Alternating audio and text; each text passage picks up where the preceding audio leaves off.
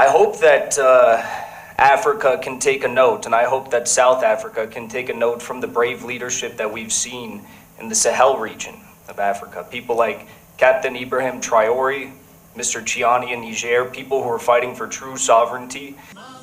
Welcome to Canid Africa, truthful and unapologetic. Well, the ambassador started off his comments by quoting Nelson Mandela, the famous quote, asked me by how many times I stood up after I fell. I'd like to quote one of my American comrades, the former President Franklin Delano Roosevelt, who said, "I ask you to judge me by the enemies that I have made."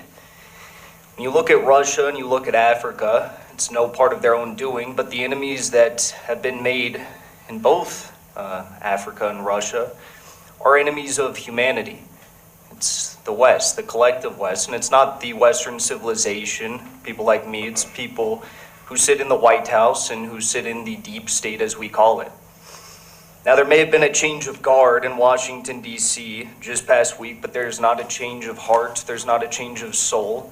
If you look at the Secretary of State that was just selected, Marco Rubio, he is a neoconservative that wants to continue the subjugation of Africa, continue the subjugation and slavery of Latin America, and wants to continue the policies that have brought about so much of the misery, the sorrow, and the chaos that we have seen in Africa and Latin America and the whole global South for decades upon decades, far before I was ever born.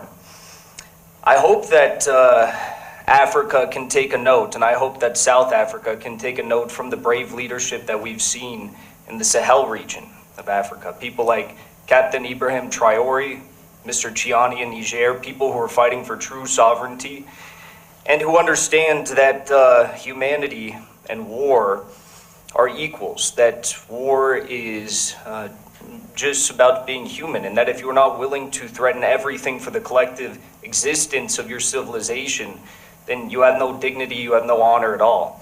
Russia understood that, and that's why they went in to go liberate the people of the Donbass, those who were suffering under the persecution of the Nazis in Kiev for years and years and years, back since even before 2014, when there was the Orange Revolution in Kiev in 2004, backed by the United States. So I see a lot of great minds coming out of South Africa. I see a lot of great movements coming out of South Africa, but until you're willing to actually stand up to the beast in the United States, like me and many of my comrades are trying to do right now, there will be no true sovereignty for South Africa. You'll have the same old, you'll have the continued economic order. Of course, South Africa was able to do away with the discrimination that plagued this country during apartheid. But did the economic order really change? I don't think so.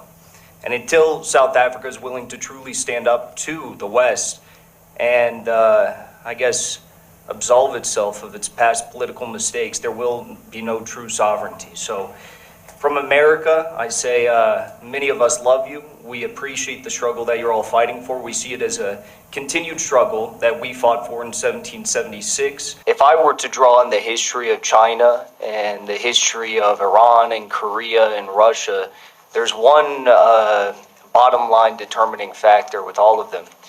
And that's that before their revolutions, before they commanded respect, the situation in each one of those countries was not great. Whether it was being indebted to Western banksters, whether it was a series of illegal coups or regime change operations or assassinations, these countries did not command respect on the global stage to the Western imperialists.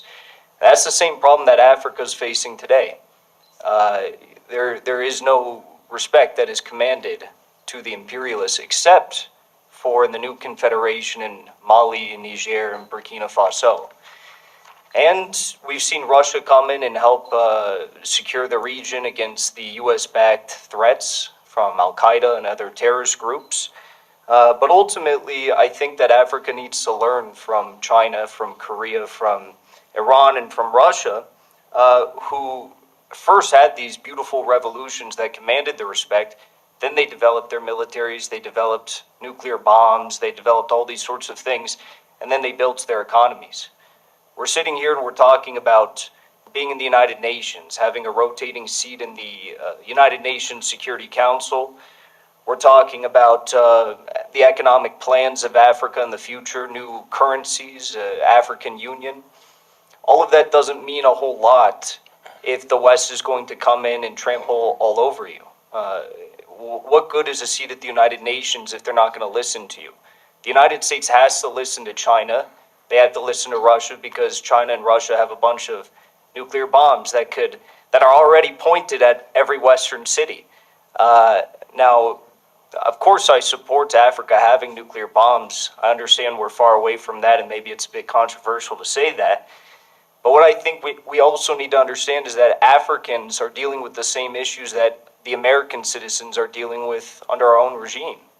Americans are dealing with fraudulent elections. We're dealing with censorship.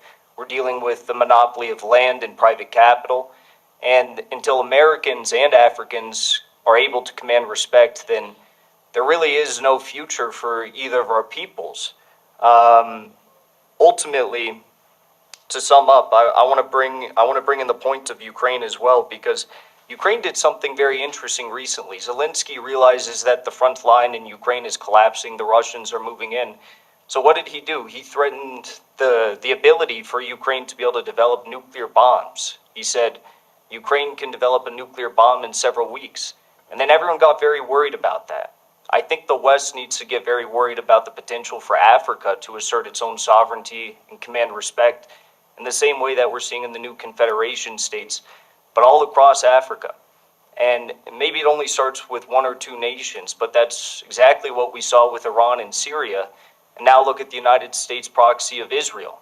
Israel's collapsing because they understand that the strength of Iran and the strength of Syria with the backing of Russia is, it's completely incomparable to the strength of Israel, who would undoubtedly lose in a conventional war against these nations and their proxies all across the region.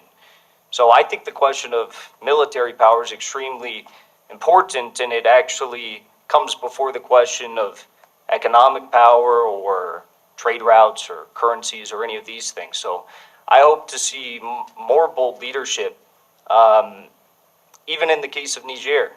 Victoria Nuland was too afraid to tell Nigeria to invade Niger because she understood the military power of these Sahel states with the backing of Russia.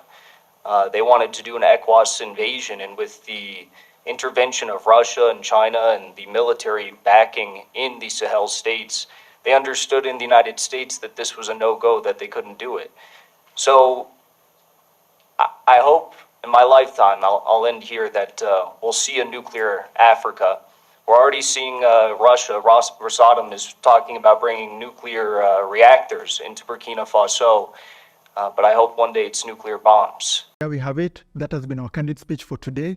Please feel free to give your opinions in the descriptions below. On this show, we don't tell you how to think or manipulate you. Everybody is open to air the opinion, what you think about the speech. Did you love it? Did you like it? Do you disagree with it? Do you agree with it? Please let us know in the comments below. That's important. Discussing these issues is very important.